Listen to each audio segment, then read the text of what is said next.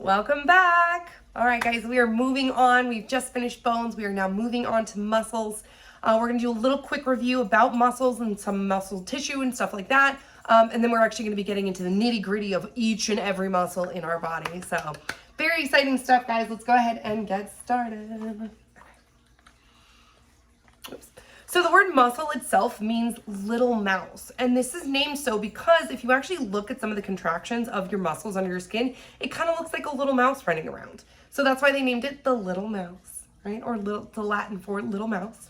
It is a tissue, guys. We learned about this in histology, so this is a type of tissue. We do have both, of course, cardiac muscles. We also have smooth muscles, but today we're going to be focusing on skeletal muscle. And that's, again, pretty much the bulk of what we are is going to be a lot of muscles. So that's going to be more than nearly half of the mass of the actual human body is going to be actual muscles. I'm sorry, my dog's biting my foot right now. Can you stop? Thank you. All right, so let's talk about that skeletal muscle that I talked about. Now, we are going to go into each and every one of these. We're going to dive deep into these muscles, literally. But there are about 700 of these muscles, guys, and that's a ton. Okay, now, are you going to have to know every single one of them? Check back with your muscles list, guys. Check the Canvas site, check back on your muscles list, and make sure that that's what you guys are going over and studying in lab. So make sure to review that study guide, but it is up on Canvas for you guys already. All right, let's talk some characteristics of these skeletal muscles. Now, one is known as excitability, and excitability is just that. The muscle gets stimulated or excited by an electrical impulse. So some outside stimuli is going to initiate the stimuli, the electrical impulse, which is going to cause the contraction, the muscle actual contraction. And we're going to learn all about that in just a second. Next is contractility, right? The fact that you can contract. Your muscles actually, so funny enough, your muscles don't push anything, they only pull, right? Because they can only have the ability to contract. Now that contraction does allow us to do a bunch of stuff, but it is that contractility, basically the ability to contract, which is unique for muscle cells. So it's actually pretty cool. Elasticity is a really important one for us. We do have that contraction, but we do need that relaxation as well. So we do need to return back to our original state. But not only that, we can actually stretch a little bit farther than that. If you guys have ever done like real big stretching and then you get good at it and good at it and good at it, and then all of a sudden you're super flexible, yeah, that's this elasticity, right? So we're able to bounce back. And not only that, we're able to extend it out. Extensibility, right? We're able to extend it farther than it would normally go in our normal relaxed state. So we have, again, excitability, contractibility, elastability, and finally extensibility, right? Those four are unique to our muscle cells, which is pretty cool. All right, so now you will need to know this diagram. We are going to go deep, and we're going to get into the nitty gritty of everything. So just make sure to follow along. Okay, so this is going to be our muscle right here. This is going to be the entire muscle. Whatever muscle we're talking about the entire muscle. Okay, and as we move deeper, right, we're actually going to know that our muscle is made up of these different fascicles, right? These fascicles are a group of muscle cells, and that's what you can see right here, this group of muscle cells. Now, if we go even farther, right, these muscle cells are made up of muscle fibers individually inside the fascicle, or you have the muscle fibers. Just like inside the muscle, we have the fascicles. Inside the fascicles, we have the muscle fibers. Inside the muscle fibers, we have myofibrils.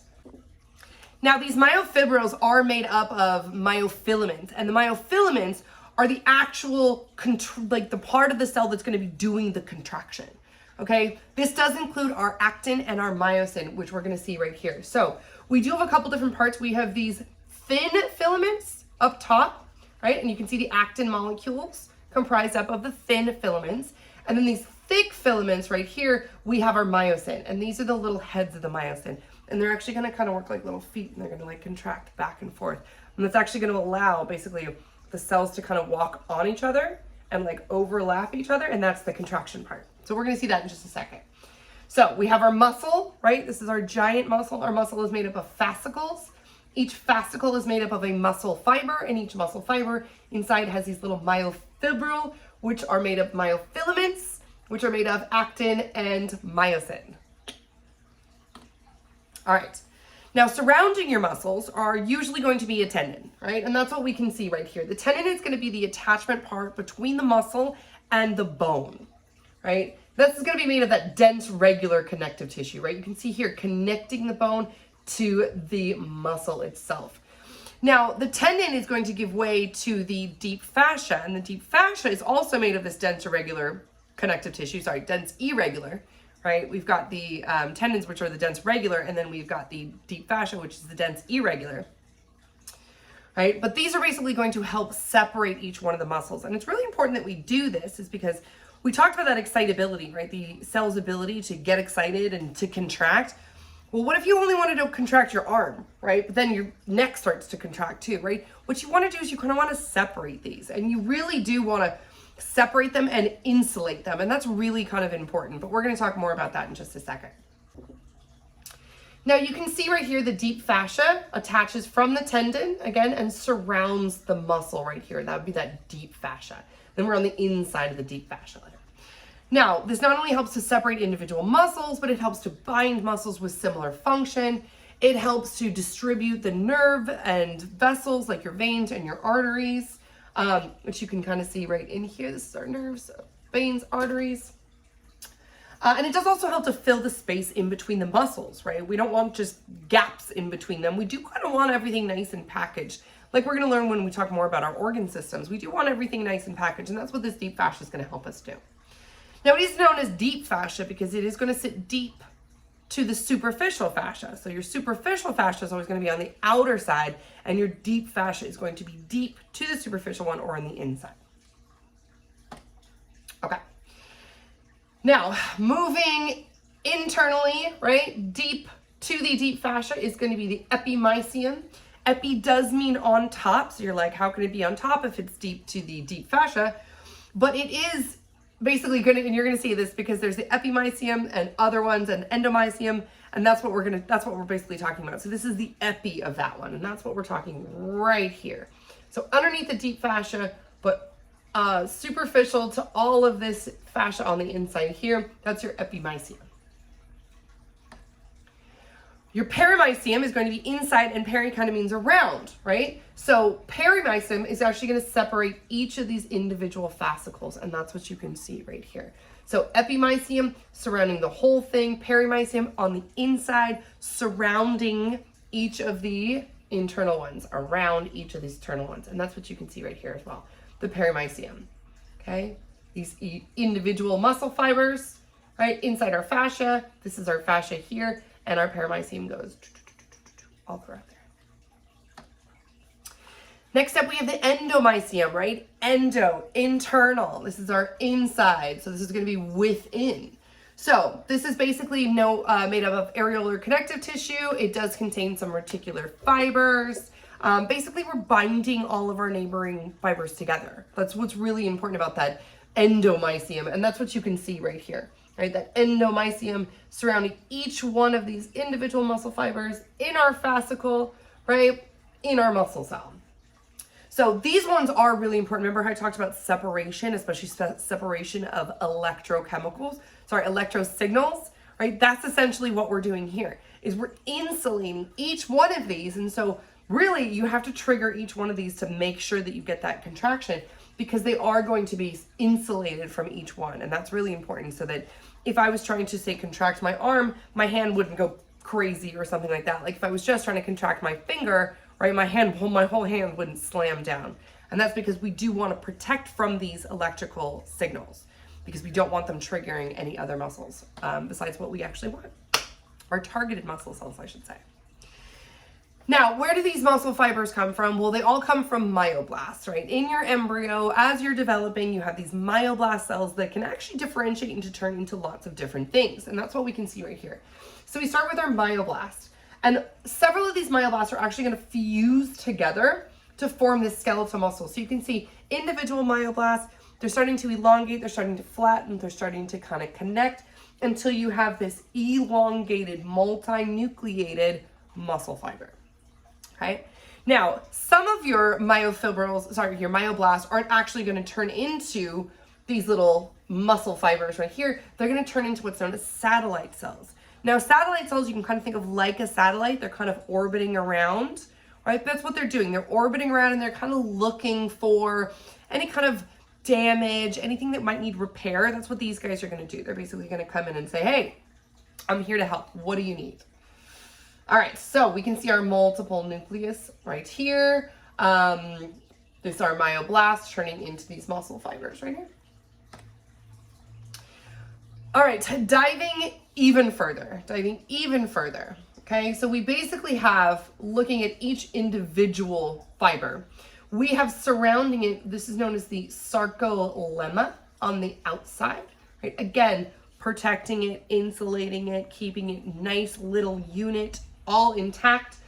We've got our sarcoplasm, which is just going to be on the inside. That's basically just like your cytoplasm. Your sarcoplasm is going to be just kind of like keeping everything nice and insulated, keeping everything nice and hydrated. We don't want anything drying out because this is our movement, right? We need these cells to function pretty optimally at all times. What else do we have? Obviously, we're going to have some mitochondria because as I'm running, I'm burning energy, and therefore your mitochondria is very important to replenish said energy.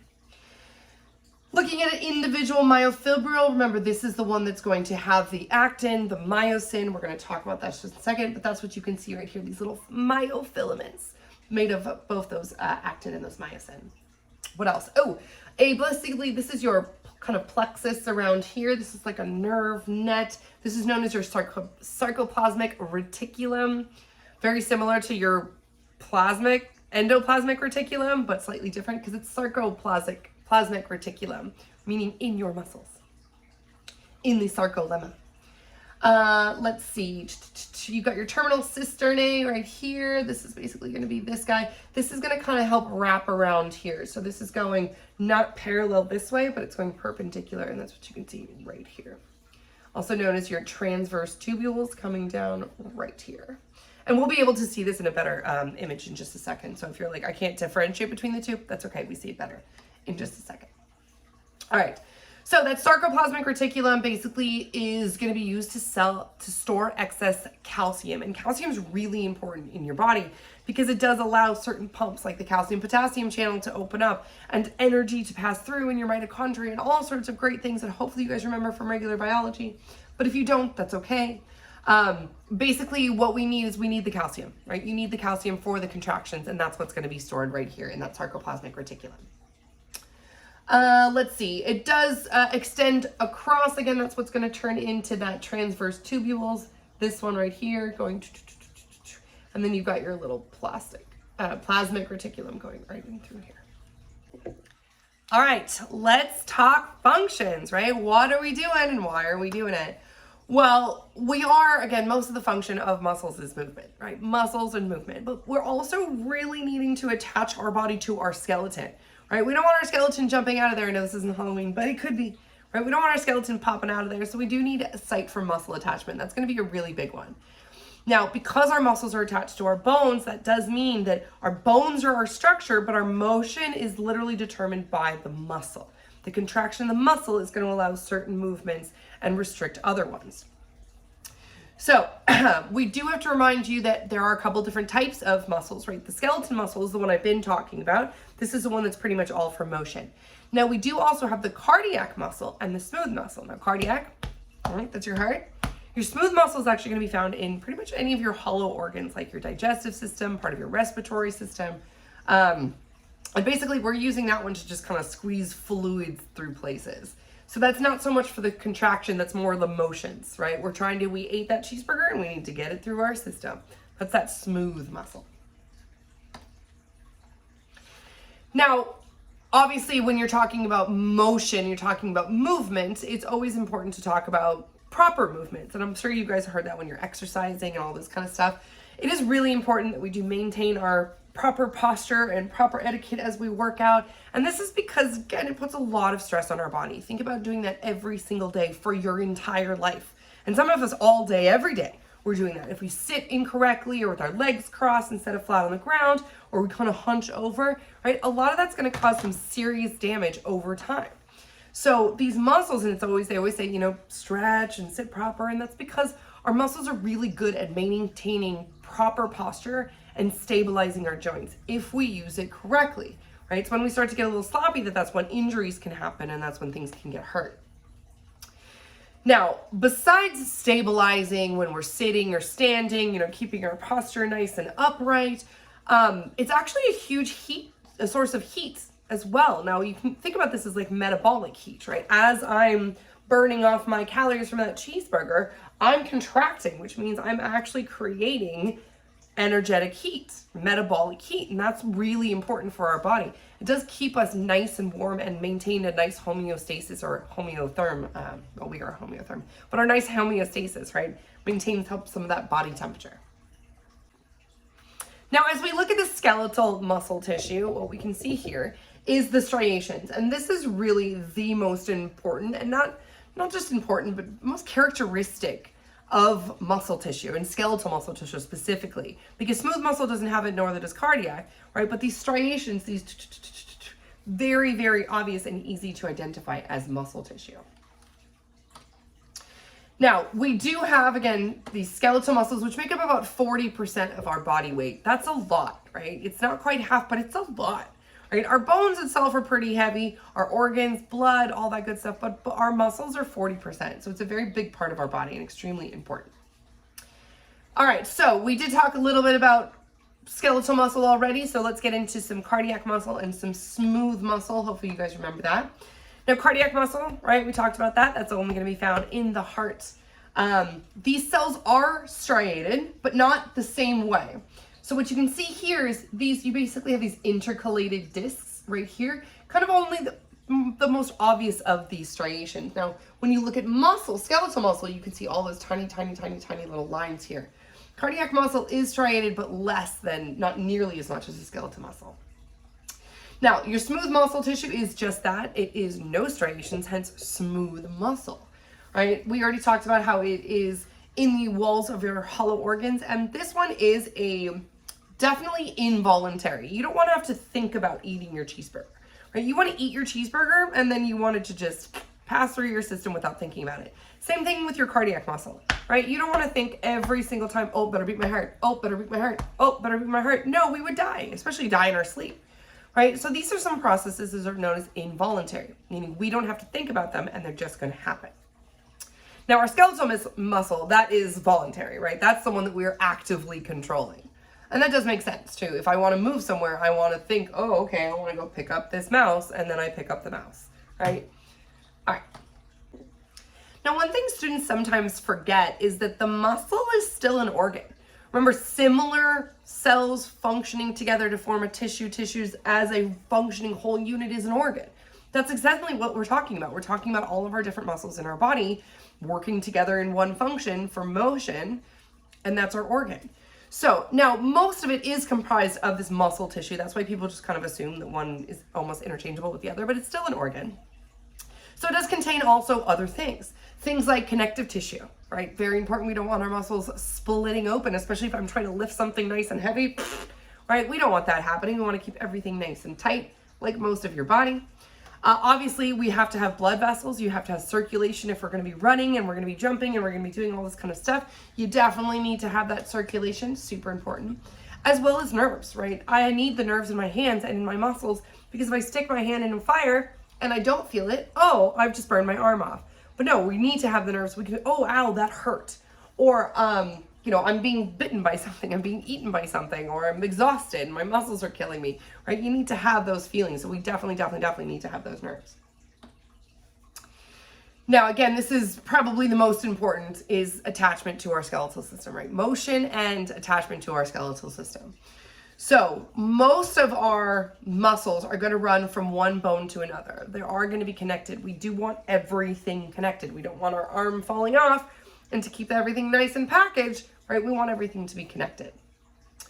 But typically, one of the bones that is going to be connected to the other one of them is going to move and the other one is not going to move. So one's going to be known as stationary and the other one's going to be doing the movement. So if you really think about most of our motions, right, one of the bones is pretty much stable and then the other one is going to be doing the motions. And that's not always the case, but think about this one too, right? Stable, motion, right? Depending on what I'm moving and where you're talking about, obviously. But all right, so Your origin is your less movable attachment, right? The origin, where is it starting from? In this case, it would be my origin if I'm trying to lift up my arm, right? Less movable. Is it movable? Yeah. Is it less movable than, say, this one? Yes, definitely. Now the insertion is going to be the more movable part. So you have your origin and you have your insertion part. Now the insertion usually more moves towards the origin, right? That's when we're contracting, moves towards the origin, contract that way. And your origin is always going to be proximal to your insertion, which does make sense. It can't be distal, it have to be proximal because it has to be close. That's your insertion point and your origin point. Otherwise you'd have a different origin. All right, so what you can see right here, right, our origin, we're gonna have our relaxed muscle right here. We're attached to the tendon and the tendon here. This part would be known as the insertion right here. This attachment to the next bone, which in this case looks like the radius. Okay, so we've got the origin, right? You've got your muscle, you've got your tendon, you've got your insertion. The movement of the insertion muscle is gonna move towards the origin. Right, towards the origin. And that's what you can see right there. Okay. Let's see. So muscles attach to the origin and insertion by connective tissues. Of course, we have fleshy attachments. These are connective tissues where the fibers are very short. We have indirect attachments, which is basically going to form some kind of tendons or apopneurisis. You do also have your attachment points. It's usually going to be some of these bone markings that we just learned about. Tubercles, trochanters, crest. This is usually the sites of attachment, and that's big. These are big, broad, obvious sections that are perfect for attachment, hence their shape. Okay, so there is something known as direct versus indirect muscle attachment, and that's what we're going to talk about here. So direct attachment would be, for an example, your temporalis muscle. That's going to be this right here, your temples, right? This big one right here. This isn't a direct attachment to the skull itself. So the whole thing, attach. Now an indirect attachment would be this, is essentially where you're attached at these points, right? But basically just at the ends, not the entire part right here. These indirect attachments. You're attached to something else. I'm attached up here to the scapula. I'm attached down here to the radius and the ulna, right? It's an indirect attachment. Yes, you are still attached, but not, again, going the whole way, typically. Your main sources for attachment are going to be, again, your origin and your insertions right here. Hence, indirect. It's not stuck on there, just like this one right here. Some examples to show you guys. We've got tendons attached to tubercles right here. So you can see the little patellar tendon, you can see the tibial tubercle, you can see the little tibia right below it here. And so this is going to attach your patella, basically your patella, to your patellar tendon down to your tibial tubercle. For your trochanters, which you can see right here, we've got our deep trochanteric bursa. That's going to be attached to the greater trochanter right here. And then you can also see that iliotibial band, right, attaching all the way up here to our gluteus medius muscle. And then finally at the very top over here to the ilium. Okay. Your crest, you can see right here. You got your gluteus medius, you got your gluteus maximus and your gluteus minimus, all attached right here at these crests of the ilium. Right, and you can see again more attachments right down here, but this is basically cut version, and that's the full version right there, and that's that iliac crest right there. All right, so we talked about we talked about the fact that these muscles do contract, and we're going to go into more detail about that, and specifically the two major types of contractions. Now, the first one is going to be concentric contraction. And essentially what all you're doing is, that's what I was talking about, where your muscles are going to shorten, right? In a concentric motion, we're basically shortening for the contraction and releasing, shortening and releasing, simple contractions. Eccentric contractions are a little bit different. Your muscles are actually going to be generating some kind of force as we contract. So your muscle is going to kind of act like a brake to resist gravity. And this would be like the down portion of a push-up. So you're up for the push-up, and then as you're moving down, right, you're contracting your muscles, but you're actually receiving force as you do it. So you're now kind of receiving force in two different ways. You're getting the contraction force, but you're also getting the gravity force. So that's why the push-up back hard is, oh, right? It's hard, but the down, you're like, oh, don't fall, don't fall, don't fall, don't fall. That's where you get those shaky arms from. And that's what you can see right here. So we've got our nice, relaxed, no motion, right? Very little tension, right? A little bit of resistance because we are still holding it out. But now we're gonna really get that contraction. We're gonna get that muscle tension as we pull that weight up for that contraction. This would be known as a isometric contraction, where that tension is actually gonna be less than the resistance. Where this would be known as an isotonic contraction, where the muscle tension is greater than or at least equal to the resistance that you're getting here. So your isotonic would consist of your both concentric, your shortening, or your eccentric, or your lengthening of your muscles.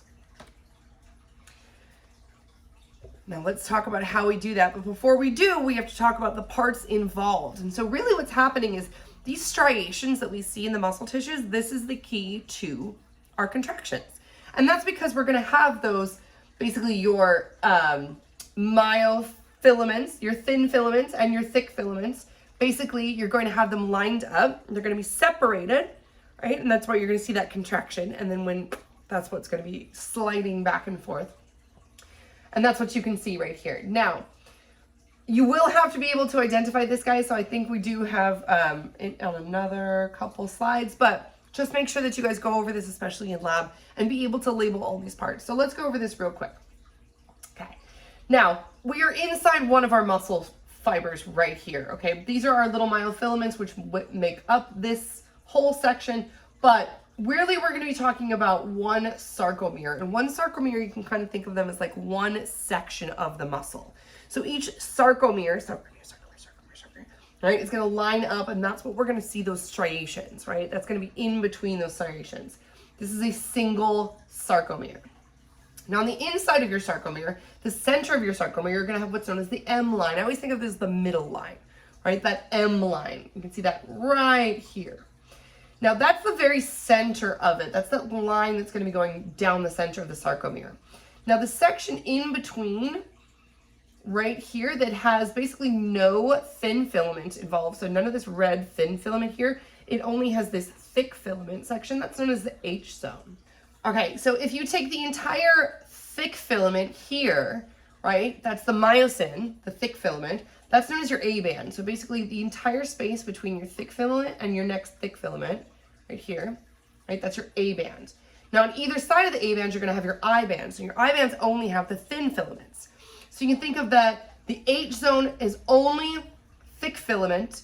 The A band is basically your entire span of your thick filament, and your I band on either side only is the thin filaments. A little bit easier to remember that way.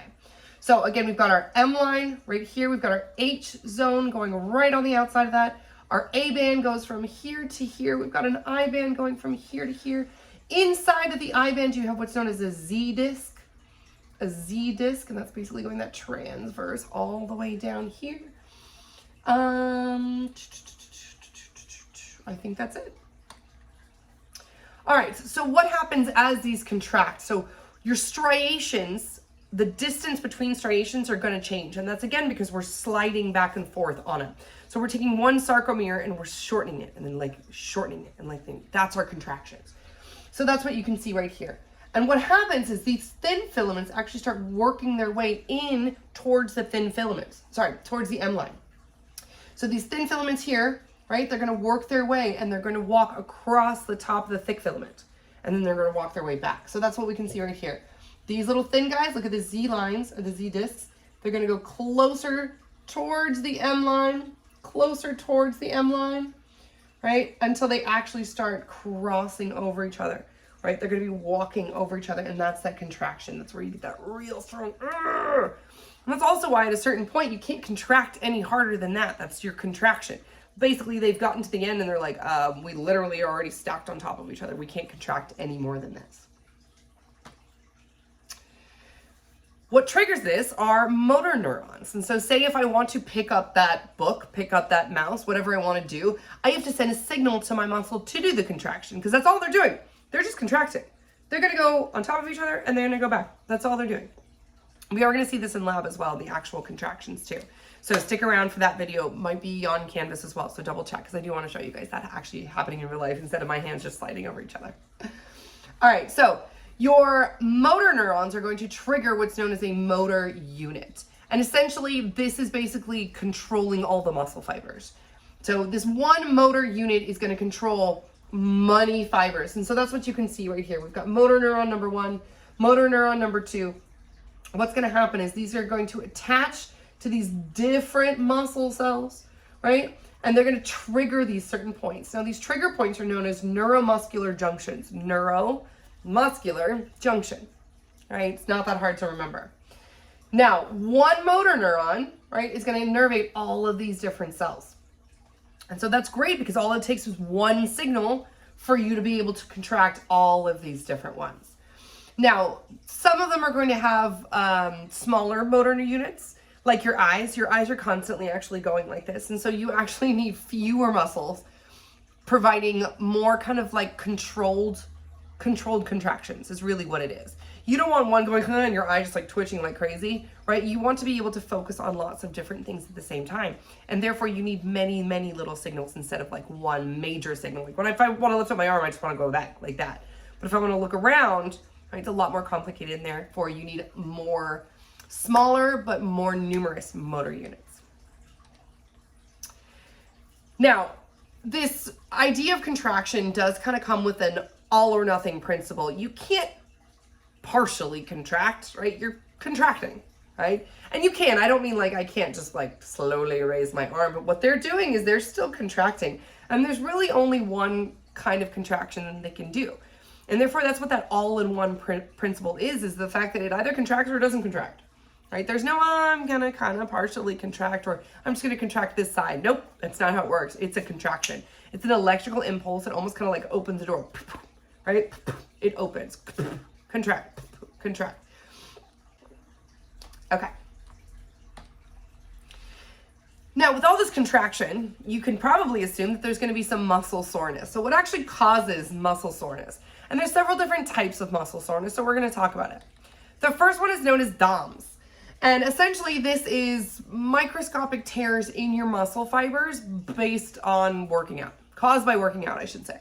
So basically, you are working out like crazy. You're doing all these eccentric exercises, and your muscles are going to be not only fatigued, they're going to be swollen. And so that swelling of the muscles is actually going to cause basically these nerve endings to be compressed, right? So if your muscles are swelling, your nerves are stress is being put on them, right? They're basically just like getting crushed. And that's that soreness, that stiffness that you're going to feel. Now, like I said, this does come with working out. So you are tearing your muscles as you do this, which does cause some swelling. You're like, okay, I'm a little bit sore. But that tearing also triggers more production of myofilaments and myofibrils. So that's how you build muscles. They always say like, oh, you feel the burn. You're feeling the burn because you're feeling tears in your system. But those tears are actually causing more production of more muscles. So even though it seems like you're damaging them, by damaging them, they're actually producing more of them and you're making them stronger. So working out, it's great. Muscle twitch, if you guys have never had this, it's really annoying, usually caused by stress, sometimes dehydration. Basically what happens is a muscle keeps contracting, right? Not only muscle twitch happens in the eye, it's really common, people, especially with the stress, your like eye just keeps going. But if you've ever had one, I had one in my, where was it? It was like my leg. Oh, it was right after my knee surgery. I still just would not stop contracting. I was sitting there and I was like trying to rub it. I was trying to work it out. I was just trying to like get that signal to stop sending. But that's essentially what it is. It's an uncontrollable signal. It keeps receiving the signal to contract. So very, very annoying. Not necessarily life-threatening, but if it does persist, obviously go see a doctor. Okay. So we learned about what muscles are doing. We learned about how they're contracting. We learned about the parts of the actual cell itself. But let's talk naming, because we are going to learn very shortly some long list of muscles that you guys will have to memorize. So let's get into it. Now, some of the names can actually be pretty easy. Sometimes they reflect an action, like a flexor muscle is flexing, extensor muscle is extending, pronator muscle, right? You can kind of get the idea of what these things are doing literally just based on the motion. If you don't remember that, I believe that's in chapter 8 in your lab manual. Now, it can also be named after a specific body region, right? Say we have anterior something or posterior something, right? That would mean the muscles in the front versus the muscles in the back. Superficialis means it's superficial, right? It's on the outside. Externus, same thing. Superficialis or externus are always going to be found on the outsides of something. Profundus or internus is going to be found on the inside or deep to something. Let's see, the muscle attachment usually are going to be named for the origin, insertion, or prominent attachment point. So you're going to have a combination of probably 2 different bones, right? Or 2 different more, right? Your sternocleidomastoid, right, originates at the sternum and the clavicle and inserts at the mastoid. Sternocleido really is the clavicle, mastoid, right? We're combining 3 terms in this case to tell you exactly where it is, but pretty easy to name it if you know exactly the bones that it's attaching to and the insertion point. So the first part of the name will indicate the origin. The second part indicates the insertion point. So that's a really easy way to kind of identify those as well. Here's my origin point. Here's my insertion point. You mash the names together. Boom, you got your name. Sometimes it also depends on the orientation of the muscle fibers as well. If you have something that's known as rectus, that's a straight orientation. If you have something that's oblique, it's essentially, it's a longitudinal axis of the body, right? Obliques versus rectus. We've got the branchioradialis, the branches of the radius, right? That's what you're going to see right here. Your zygomaticus, right? Zygomatic process right here, right? That attachment point right there. You've got your calcaneal tendon, which is going to be found right here, right next to your calcaneus, right? Your calcaneal tendon is going to be attached to your calcaneus, right? And heading up here to your gastrocnemicus, right? So these, yes, there are going to be a lot of terms. Yes, some of them like sternocleidomastoid, super long words, but guys, as long as you break them down, it's really not going to be that hard, which is always, that's why it's so important to not just temporarily memorize the bones, but we need to know them because now we're attaching muscles to them and we do need to know what they're doing. So you can see the rectus obliquus right here. So this is going to be your rectus abdominis, straight, your obliques, right, coming around here. You also have your serratus. These are going to be these little ones right here. Your external obliques, rectus abdominis right here, just like this guy right here, straight, curved. Deltoids, right, like your delts, right, that's going to be a deltoid shape, this triangular shape right here. Orbicularis, that's going to be this one right here, your orbicularis oculi going around your eye. Teres muscle is going to be this long, flat, oval shaped muscle like your teres major right here. Trapezius, right, that's going to be like a trapezoid right here. Rhomboid, same thing, that rhomboid shape. So really the shape does, again, kind of give you the idea of where it is, what it looks like, and how to identify it. So always important to know. Let's see. Size and shape will also kind of be alluded to by the name. If you have a magnus, it's going to be large, it's going to be big. If you have a major, it's going to be even bigger. And of course, maximus is going to be the biggest, right? The absolute biggest. Same thing with small, right? Minor is going to be your small. Minimus is going to be the smallest. So your gluteus maximus, your gluteus minimus, right? The largest one, the smallest one, right? That's what you guys can see right here. Gluteus maximus, gluteus minimus, gluteus medius in the middle. Same thing when it comes to the heads of the tendons of your origins. The heads are the tendons of the origins.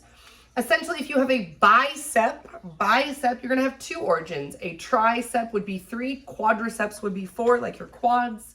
So your quadriceps femoris, quads, there are 4 near your femoral arteries in your femoral region. So you can see 1, 2, 3, and 4 quadriceps coming out right here of your femoral region, hence your quadriceps femoris or your quads. Obviously, people would rather say quads than quadriceps femoris, but that, boom, is essentially what you're talking about. And that's it, guys. That's all I've got for you for muscles part 1. We do have part 2 and part 3 coming up. So make sure that you guys are checking the Canvas site. You're showing up to lab and making sure that you really go through that lab manual. It's got so much more information than I can give you here in the lecture, because it's really about hands-on going through each and every single part of these, every one of these, practicing. Make sure to check the muscles list so you guys know what to study. Always check the Canvas for due dates, etc. like that. If you guys have any questions, obviously email me. Otherwise, thank you guys so much. Have a wonderful day, and I will see you next week for Muscles Part 2.